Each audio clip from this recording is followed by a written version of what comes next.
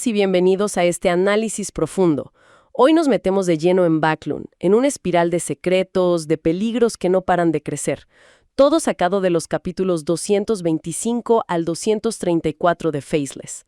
Klein se ve envuelto en un caso que, escala rapidísimo. De una simple persona desaparecida a enfrentamientos mortales y conspiraciones que apenas empieza a entender. Así es. El material de estos capítulos nos lanza directamente a la acción, sin respiro. Tenemos, por un lado, la investigación de Klein sobre Strahl a. Ian Wright, que lo pone justo en la mira de gente bastante peligrosa, ¿eh? Sí, totalmente. Y por otro, vemos cómo el Tarot Club, casi sin querer, empieza a extender sus hilos a través de Audrey y de Scholl.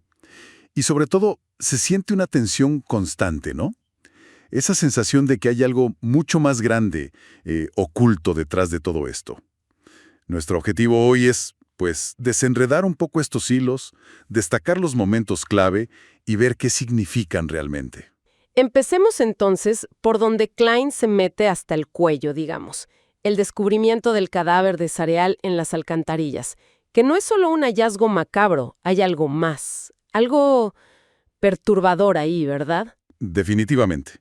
Klein encuentra el cuerpo mutilado, sí, pero lo que es realmente inquietante, lo que te pone los pelos de punta, es lo que pasa después. Cuando vuelve con Ian, el cliente que lo contrató, se dan cuenta de que faltan más partes del cuerpo. Un brazo, costillas. ¡Qué horror! Exacto. Ya no parece cosa de ratas, ¿entiendes? Sugiere que alguien intervino deliberadamente. Quizás algo ritual o para ocultar algo específico del cadáver. Es como la primera banderita roja de que esto no es un crimen común y corriente. Y la reacción de Ian es sospechosa. Sí, está impactado, obvio, pero su sorpresa parece contenida, como si en el fondo se lo esperaran, ¿no? Piden anonimato a la policía, que se entiende por la mala relación que hay entre detectives privados y la policía en Loquín, pero Klein, que es muy observador, nota algo más. Exacto. Klein, que no se le escapa una, ve a Ian regresar solo a la alcantarilla después de que se van. La conclusión es bastante obvia. Ian sabe más de lo que dice, o está buscando algo específico relacionado con Strahl y su muerte. Y esa sospecha, se confirma casi de inmediato, y de la peor manera posible. Ahí es cuando entra en escena Mersault, un sicario de la banda Smanger. Busca a Ian, lo llama ladrón, y le ofrece a Klein una suma importante. Primero 30 libras, luego 50, para que lo encuentre. Pero Klein se niega, por principios, dice él. Y esa negativa lo lleva directo a una emboscada brutal en su propia casa. La descripción de esa pelea es intensa.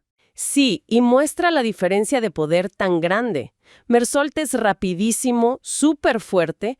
Klein sobrevive apenas por su agilidad de clown y sus premoniciones, esquivando flechas venenosas, golpes que lo podrían haber matado. Está totalmente superado. Pero lo fascinante es cómo resuelve la situación. Pura improvisación, ¿eh? Acorralado, sin armas adecuadas a mano, agarra una plantilla de contrato del suelo, imagínate, un papel grueso, y la lanza con una precisión letal. Le atraviesa la garganta a Mersault. Increíble. Un final impactante que demuestra su ingenio bajo una presión extrema. Pero la historia no termina ahí, claro. Usando sus habilidades de mediumnidad, esas que tiene con los sueños, Klein interroga al espíritu de Mersault y saca información crucial. Mersault lo envió un embajador, probablemente de Intis por la descripción, para encontrar a Ian urgentemente, vivo o muerto. ¿Por qué? Por un objeto de gran importancia. Y, lo más valioso para Klein en ese momento, recupera la característica Beyonder carmesí que Mersault deja al morir. Esto podría ser un paso para su propio avance, pero primero tiene un cadáver Beyonder en medio de su sala. Y eso, le presenta un dilema con opciones bastante malas, ¿no? ¿Qué hacer? Es que las opciones son un callejón sin salida, literal. A ver, si llama a la policía, se arriesga a que descubran su identidad ilegal. Malo. Malísimo. Si oculta el cuerpo, corre el riesgo de que el embajador lo encuentre eventualmente y busque venganza. Peor todavía quizá. Sí. Y se huye, significa empezar de cero otra vez, pero con el peligro añadido de que busquen su rostro real, lo que podría alertar a los Nighthawks. Todas las opciones son terribles. Recurre a la adivinación como buen Beyonder y confirma que reportar es el menor de los males. Pero no lo hace a lo loco, prepara la escena meticulosamente. Y aquí vemos cómo va creciendo su astucia en este mundo Beyonder. No solo arregla la escena para que parezca defensa propia, cambia la herida, pone la daga de Mersault en su propia mano, sino que, y esto es clave, elimina toda evidencia sobrenatural. Esconde la característica Beyonder, la plantilla ensangrentada, sus papeles de adivinación, todo en ese espacio seguro sobre la niebla gris. Es vital para evitar que otros Beyonders, mediumnistas o adivinadores descubran la verdad, y actúa rápido. Sabe que tiene como 1 hora después de la muerte para que la información espiritual sea clara. Al final, le da un informe a la policía que es, en su mayoría, verídico, pero cuidadosamente enmarcado. Habla de Mersault, la banda, Ian, Sreal, incluso menciona al embajador, pero todo bajo la luz de la defensa propia. Y hace una jugada estratégica. Declara su fe en el dios del vapor y la maquinaria. Claro, para intentar desviar la atención de la Iglesia de la Noche Eterna, de los Nighthawks. Es una clase magistral de cómo moverse entre el sistema normal y las reglas ocultas del mundo Beyonder. Exacto, pura supervivencia inteligente. Pero mientras Klein está lidiando con todo este caos en Backlund, hay otros hilos conectados a él a través del Tarot Club que se están moviendo, silenciosamente, casi sin que los propios involucrados se den cuenta de la conexión real. Hablemos de Audrey, Kitsio y Force. Audrey, como Miss Justice, les paga generosamente a Kitsio y Force 800 libras. La reacción de Kitsio es de pura felicidad. Por fin tiene suficiente para la fórmula de Sheriff. Y Audrey, además, las anima a buscar pistas sobre la fórmula de Apothecary. Y aquí vemos a Audrey usando sus poderes de Spectator de una forma muy sutil. Como sabe lo que les interesa a Kitsio y Force, deja, casualmente, a su alcance unos libros sobre aristocracia e historia en casa de un amigo vizconde. Ellas creen que es un golpe de suerte, ¿sabes? ¡Qué astuta! Pero en realidad es Audrey guiándolas sin que se den cuenta. Es una demostración perfecta de esa manipulación emocional y de atención que caracteriza su secuencia. Pero en uno de esos libros, Kitsio encuentra algo inesperado y peligroso. Un papel viejo con símbolos de Rosell y el nombre honorífico completo de The Food, de El Loco, en Hermes antiguo. Y comete un error clásico de principiante. La curiosidad mató al gato, dicen. Y en el mundo Beyonder puede ser literal. Xio ahora cita mentalmente el nombre completo y al instante entra en pánico. Sabe el peligro de atraer la atención de entidades ocultas. La situación se vuelve casi cómica cuando Force entra sigilosamente por la ventana y Xio, aterrada, la ataca pensando que es un fantasma o algo peor. Mientras tanto, allá arriba, en la niebla gris, Klein detecta esta invocación accidental. Lo interesante es cómo experimenta con esta nueva conexión que se forma. Sí, logra atraer una figura borrosa de Xio a su espacio sagrado sobre la niebla gris, creando una nueva estrella carmesí. Y bueno, estableciendo un vínculo. Klein nota las limitaciones, ¿eh? Sospecha que solo funciona con Beyonders de su mismo camino o de secuencias inferiores, y además consume bastante energía. Para Xio, esto se siente como un sueño aterradoramente real, lo que solo aumenta su miedo de estar embrujada o maldita. Ese miedo la lleva a buscar protección. Compra la fórmula de Sheriff por 450 libras con ingredientes que suenan terribles, como ojos de gusano demonio del terror y la palma derecha de un oso de guerra plateado. Pero también paga 30 libras a un exorcista de la Iglesia del Sol Eterno para que le haga una purificación. Y esa purificación tiene una consecuencia totalmente inesperada para Klein.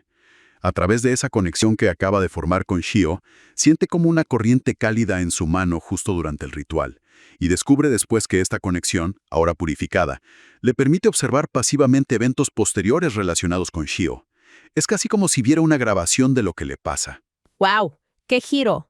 ¿Y qué observa? Algo significativo. Ve cómo un hombre enmascarado, que fue el intermediario de Mr. A para venderle la fórmula, se acerca a Xio. Le ofrece misiones pagadas para conseguir los ingredientes de Sheriff. Dice que su organización necesita ayudantes, especialmente del camino Arbiter, con posibles conexiones nobles, para tareas que ellos no quieren hacer directamente. O sea, la están reclutando para algo turbio. Exacto. Xio acepta, pero con cautela, reservándose el derecho a rechazar misiones. Y Klein es testigo silencioso de todo esto, viendo cómo Xio, sin saberlo, se involucra con una nueva facción, misteriosa. Vemos cómo las acciones de los miembros del Tarot Club empiezan a cruzarse y a tener efectos inesperados, y cómo Klein obtiene información de formas súper indirectas. Es fascinante cómo se entrelazan las historias. Volviendo a Klein, no solo está lidiando con amenazas, también busca oportunidades, ¿no? Investiga un anuncio y conoce a Leopard, un inventor, bueno, un poco caótico, pero muy devoto del dios del vapor. Sí, un tipo peculiar. Su invento es una especie de carruaje a pedales basado en ideas de Roussel, y Klein, con esa visión que a veces le viene de su vida pasada, sugiere simplificarlo. Una bicicleta. La bici. Y le ve potencial. Invierte 100 libras por el 35% de las acciones. Pero ojo, específicamente sobre el concepto de la bicicleta. Es una apuesta inteligente a una idea que podría cambiar las cosas. Incluso lo formaliza todo con su vecino abogado, Jürgen. Demuestra que piensa futuro, más allá de la supervivencia del día a día. Pero los problemas inmediatos no le dan tregua. Lo interrogan las autoridades, un departamento militar, de hecho. Se enfrenta a un interrogatorio, un Beyonder de secuencia 7, del camino Árbiter. Siente la presión mental de sus poderes, el dolor incluso. Pero logra mantener su versión y lo liberan bajo fianza. Ese interrogatorio es importante. Le muestra el tipo de poder especializado que tienen las organizaciones oficiales. Y también están las consecuencias prácticas. Calcula sus pérdidas económicas, muebles rotos, la fianza, que superan lo que le pagó Ian.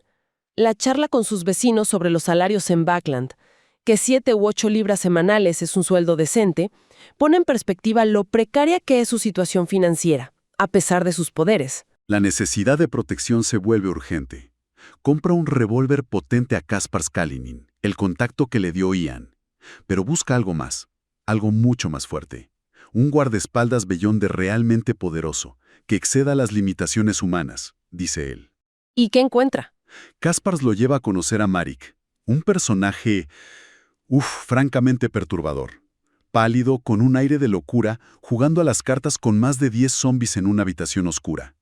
Klein lo confirma con su visión espiritual. Son cadáveres reanimados. El ambiente es de podredumbre, de demencia total. ¡Qué escena más tétrica! Pero Klein percibe su poder, ¿no? Sí, a pesar del aspecto, Klein siente que es poderoso. Le explica la situación. El enemigo tiene respaldo de un país entero. La respuesta de Marik es cortante. No tiene precio. Fuera. Rechaza el trabajo de plano. Kaspars le confirma lo peligroso que es Marik. No le teme a las balas, le dice. Y le advierte a Klein que si Marik lo rechaza, nadie más de sus contactos va a aceptar un riesgo tan alto. Es un golpe de realidad sobre los límites de su red actual. Frustrado, pero no vencido. Vuelve a usar la adivinación en la niebla gris para rastrear a Ian y obtiene imágenes clave, ¿verdad? Sí, muy reveladoras. Ve a Ian durmiendo en una litera miserable. Ve a Ian extrayendo un diente del cadáver de Sreal en la alcantarilla. Un diente. Y finalmente, lo ve entrando en una oficina de telégrafo cerca de Bacardi Street. Evelyn interpreta esto bien, ¿no? Sreal e Ian probablemente pertenecen a una organización secreta, y el diente seguro contenía información oculta. También confirma que la característica de Meursol es de la poción Hunter, y vuelve a notar cómo esa conexión purificada con Xio le permitió ver sus acciones recientes. Una herramienta de vigilancia totalmente inesperada. Y mientras Klein avanza pieza a pieza en su investigación, no podemos olvidar a Force, la amiga de Xio. Ella está sufriendo muchísimo por los susurros que oye durante la luna llena. Mucho más de lo que admite. Teme perder el control, volverse loca. Se aferra a la idea de que avanzar a la siguiente secuencia la ayudará, pero la fórmula sigue fuera de su alcance. Su desesperación es palpable. Es otro hilo importante que se está tejiendo ahí. Y todo esto nos lleva al clímax de esta parte de la historia. Un detalle pequeño, pero increíblemente inquietante. Klein, intentando jugar un poco con sus vigilantes, deja a propósito una nota con la última ubicación conocida de Ian en su escritorio. Espera que los espías del embajador la vean y sigan esa pista falsa. Pero al despertar, se encuentra con algo que le hiela la sangre. La nota ha sido girada a 180 grados. Las ventanas están cerradas, o sea, no fue el viento. Hace una adivinación rápida. Alguien entró en esta habitación anoche. El resultado es negativo. Negativo. Pero el papel se movió. Descarta el sonambulismo. La implicación es escalofriante. Una presencia no humana, o al menos una entidad capaz de eludir sus sentidos y su adivinación básica, ha estado en su habitación, ha leído la nota y le ha dejado una señal sutil, pero clarísima, de que está siendo observado. La sensación de peligro se dispara exponencialmente. Recapitulando un poco, hemos visto a Klein caminar sobre el filo de la navaja, sobreviviendo a ataques mortales, manipulando investigaciones oficiales, mientras desentraña poco a poco una conspiración más profunda, ligada a Ian y a ese objeto misterioso. Y al mismo tiempo, casi sin darse cuenta, el Tarot Club crece, conecta destinos y peligros de formas inesperadas. Audrey afinando sus habilidades de Spectator, Shio entrando en contacto con nuevas facciones ocultas. Y cerramos con esa imagen tan perturbadora, el papel girado. Klein creía haber neutralizado una amenaza directa, la de Mersault, y tener un plan contra el embajador. Pero esto sugiere que hay una vigilancia mucho más sigilosa, quizás sobrenatural, que ahora está sobre él. Lo que nos deja con una pregunta bastante inquietante. ¿Qué tipo de entidad puede moverse sin ser detectada por los sentidos de un Beyonder y eludir incluso la adivinación de esa manera? ¿Y qué quiere? ¿Es el embajador el único jugador importante interesado en Ian Wright y ese objeto de gran importancia? ¿O hay algo más oscuro, algo fundamentalmente diferente, acechando en las sombras de Backlund, observando cada movimiento de Klein? El tablero de juego es mucho más complejo de lo que él, y quizá nosotros, imaginábamos.